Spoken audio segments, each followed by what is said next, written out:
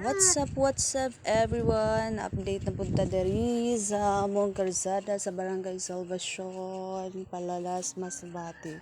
So nangalawom na ni siya ug nangabuak ang mga tubo diring dapita tungod sa mga ning-agi nga mga dagko nga sakyanan, mga bugat tungod kay may karga nga mga anapog. So di ara siya lawom na kay siya mayon tani kung mabilin-bilin na ni drag anapog dili ba to ang ibunbun anapog unta. So ang tubig to ana padungad to sa bisag asa na lang nagkatay. So may pa ang plaza na daghang tubig, ang balay wa nay tubig, na may tubig nagutot-utot ang agi. Pugsit-pugsit ang iyang tubig, dili permanente, dili pareha na dati. So niara siya padong na ang tubig ngadto in town, nagkatayay ang mga tubig. Ang problema na pud ini sa barangay ang mga lamok nga may magdagding diha gina sila maglumlum. So dira siya gibunbunan nila daan pero lawom gihapon. So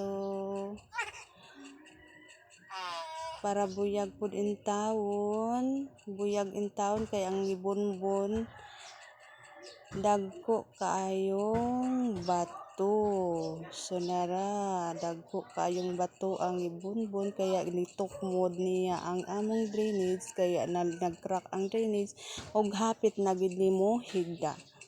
So mao na in town ang update sa karsada. Kusog kayong bulwak sa tubig.